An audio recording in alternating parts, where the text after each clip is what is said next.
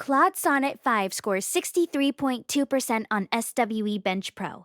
Opus 4.8 scores 69.2. That is a 6-point gap on one of the hardest agentic coding benchmarks in the industry. And Sonnet 5 costs 40% of Opus 4.8. The question is not whether Sonnet 5 is good. The question is whether good enough is actually good enough.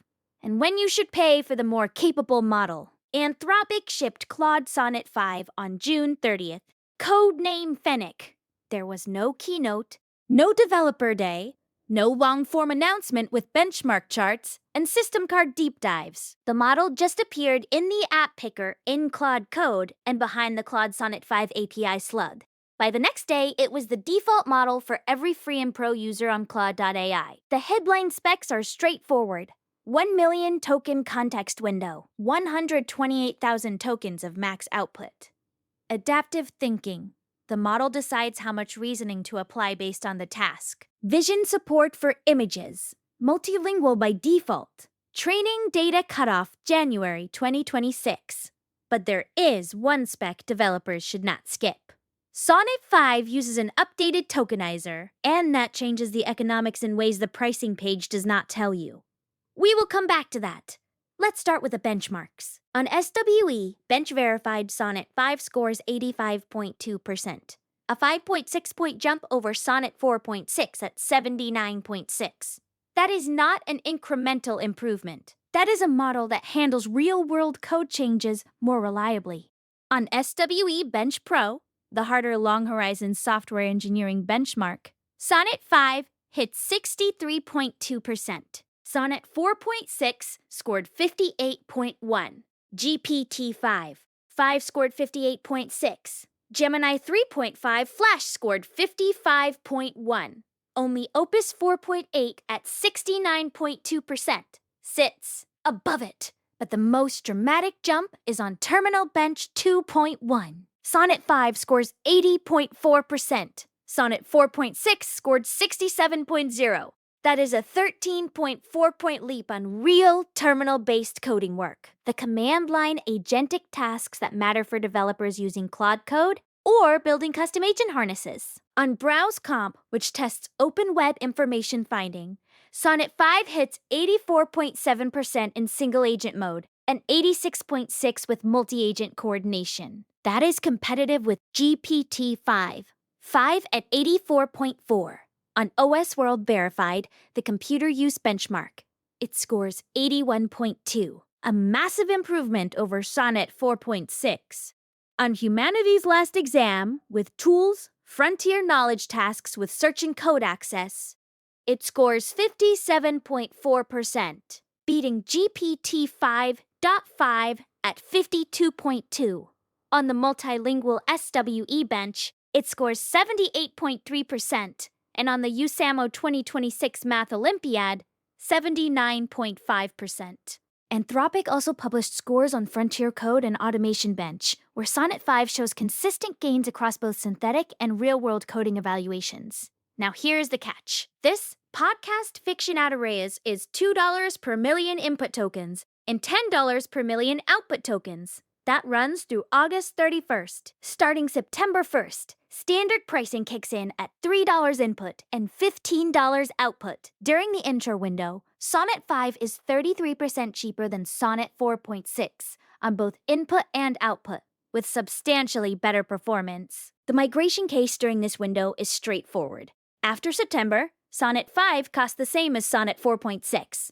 And the performance is still better across the board. But here is the detail that matters. Sonnet 5 uses an updated tokenizer. The same prompt that costs you X tokens on Sonnet 4.6 will cost you between 1.0 and 1.35 times X on Sonnet 5, depending on content type. The introductory pricing is designed to make this roughly cost neutral in the short term. But if you calculate your actual production cost after September, you need to account for the higher token count, not just the per token price. There is also a cost per task inversion that the community flagged immediately. Anthropic's own charts show that above medium reasoning effort, Opus 4.8 delivers more accuracy per dollar than Sonnet 5.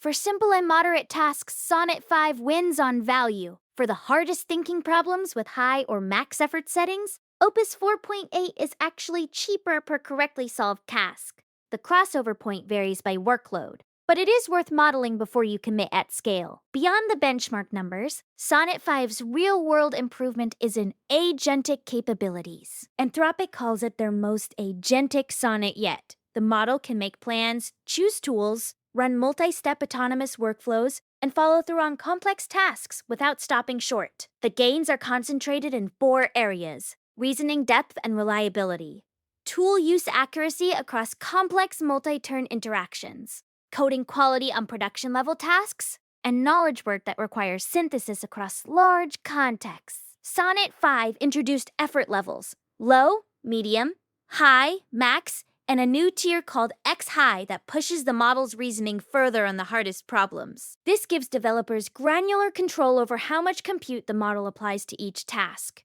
The default is high, matching the behavior of previous Claude models. But there is an important architectural distinction. Sonnet 5 has adaptive thinking. Extended thinking, available on Opus 4.8 and Fable 5, lets the model think for minutes at a time, working through problems step by step before responding. Adaptive thinking is faster and more economical, but less suited for problems requiring very long chains of reasoning. On the safety side, cyber safeguards are enabled by default because Sonnet 5 is stronger on cyber tasks than Sonnet 4.6. But Anthropic states explicitly that Opus remains the choice for serious cyber work, and that Sonnet 5 is far weaker than Mythos-class models like Fable 5. The safeguards are precautionary, not restrictive.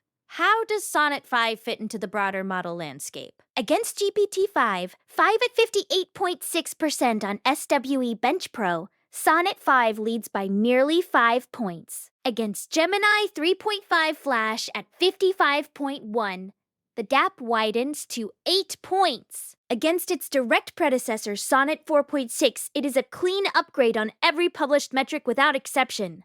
The only real comparison question is where Opus 4.8 fits. At 69.2% on SWE-bench Pro and 88.6% on SWE-bench Verified, Opus is still the more capable model, but it costs 2.5 times as much per token. The cost per task analysis shows that for the bulk of day-to-day engineering work, bug fixes, feature implementation, code review, test generation, Sonnet 5 delivers comparable results at a fraction of the cost. Community reception has been positive but measured. Hacker News and Reddit threads flagged the tokenizer change and the cost per task inversion as important caveats. The consensus is that Sonnet 5 should be the default for most developer work, and Opus 4.8 should be reserved for the hardest problems where the extra capability directly translates to task completion. Multiple independent testers reported that Sonnet 5 handles their daily coding workflows as well as Opus for roughly 60% of tasks. So who should use Sonnet 5? Anyone doing daily coding with Claude Code, Cursor, Windsurf, or the Claude API should test Sonnet 5 now, especially during the introductory pricing window. The migration from Sonnet 4.6 is a pure upgrade. Better performance? Lower or equal price?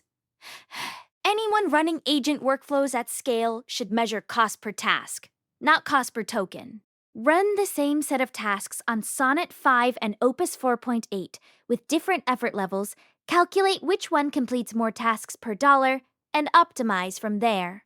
Who should stay on Opus? Teams doing the hardest agentic tasks with high or X-high reasoning effort. If your workflow requires extended thinking, where the model needs to reason for 30 seconds or more on a single problem, Opus 4.8 remains the correct choice. And if you are doing serious cybersecurity work, Opus is what Anthropic recommends. But for everyone else, the vast majority of engineering, knowledge work, and agent development, Sonnet 5 closes 90% of the gap to the flagship at 40% of the price. That is not marketing copy. That is the actual benchmark data Claude Sonnet 5 is the new value champion in Anthropic's lineup.